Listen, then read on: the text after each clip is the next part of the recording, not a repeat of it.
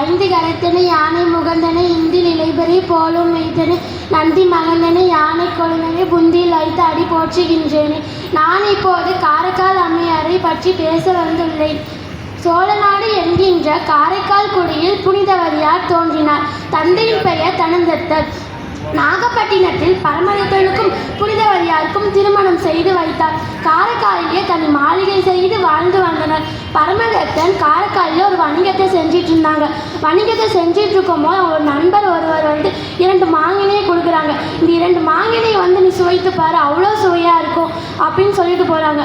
அந்த வேலை செய்கிற தாழி ஒரு தம்பிகிட்ட கொடுத்து என்னோட மனைவியான என்னை புனிதவதிகிட்ட போய் இந்த 2 மாங்கனியை கொடுத்துட்டு வா, நான் மத்தியானம் உணவு இடைவேளையில் வந்து இந்த மாங்கனி சாப்பிட்றேன் அப்படின்னு சொல்லிட்டு போய் கொடுத்துருவா. அந்த தம்பியை போய் புனிதவதிகிட்ட போய் அந்த 2 மாங்கனியை கொடுக்குறாங்க. புனிதவதி அந்த மாங்கனியை வாங்கிட்டு வந்து மத்தியான உணவை வந்து செஞ்சிட்ருக்காங்க.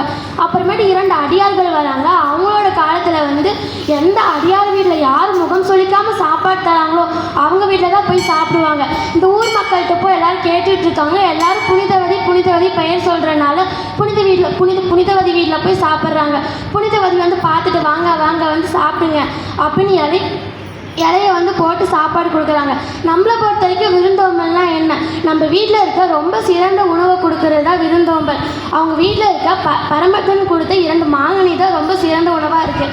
அந்த 2 மாங்கனியில் ஒரு மாங்கனியை எடுத்து வெட்டி அந்த அடியார்களுக்கு கொடுக்குறாங்க.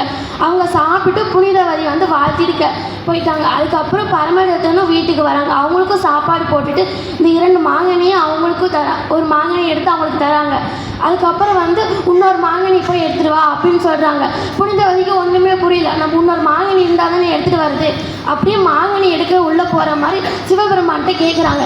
இத்தனை நாளாக உங்களுக்கு தொண்டு செஞ்சனே, அன்பு செலுத்தினே, எனக்கோசரம் ஒரு மாங்கனி தாங்க சிவபெருமானே அப்படின்னு சிவபெருமான்கிட்ட கேட்குறாங்க. சிவபெருமான் ஒரு மாங்கனி தராங்க. அந்த மாங்கனியை எடுத்துகிட்டு போய் வந்து பரமதத்தன்கிட்ட கொடுக்குறாங்க. பரமதத்தனுக்கு ஒன்றுமே புரியல. அந்த மாங்கனியை விட இந்த மாங்கனி 3 மடங்கு சுவையாக இருக்கே, ஒரே மரத்தில் காய்ச்சா ஒரே ஒரு சுவையாக தானே இருக்கணும், அது எப்படி 3 மடங்கு சுவையாக இருக்கே அப்படின்னு வந்து புனிதவதிகிட்ட கேட்குறாங்க. புனிதவதி வந்து அந்த இடத்துல போய் சொல்லுவாங்களா? உண்மை தானே சொல்லுவாங்க. இது வந்து உங்கள் நண்பன் கொடுத்த பழம் இல்லை, இது வந்து இறைவன் கொடுத்த பழம் அப்படின்னு வந்து புனிதவதி சொல்கிறாங்க. அது எப்படி? ஒருத்தர் மூலியமாக இறைவன் வந்து நம்மளுக்கு உதவி செய்கிறது வேற, உனக்கு எப்படி நேர்லேயே வந்து உதவி செஞ்சாங்களா?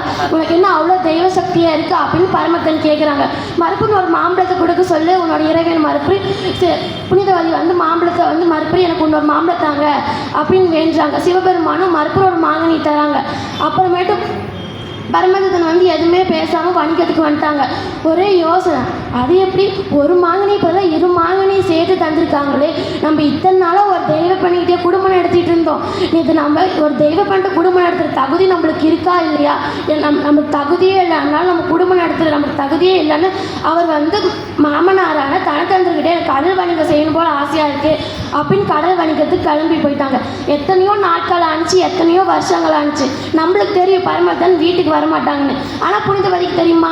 அப்புறமேட்டு பாண்டி நாட்டுக்கு போனால் அவங்களோட உறவினர் ஒருவர் வந்து புனிதவதி உன்னோட கணவர் வந்து பாண்டி நாட்டில் தான் இருக்காங்க, வா நீங்கள் 2 பேர் வாங்க, நான் உங்களை 2 பேரும் நான் சேர்த்து வச்சிடறேன் அப்படின்னு வந்து சொல்கிறாங்க. அப்போ புனிதவதி பாண்டி நாட்டுக்கு போகிறாங்க.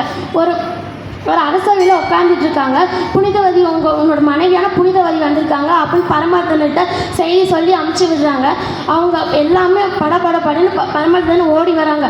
ஓடி வரும்போது வந்து ஒரு குடும்பத்தோடு வராங்க. புனிதவதிக்கு ஒரே அதிர்ச்சி. அதுக்கப்புறம் குடும்பமே வந்து புனிதவதி காலில் விழுந்துட்டாங்க.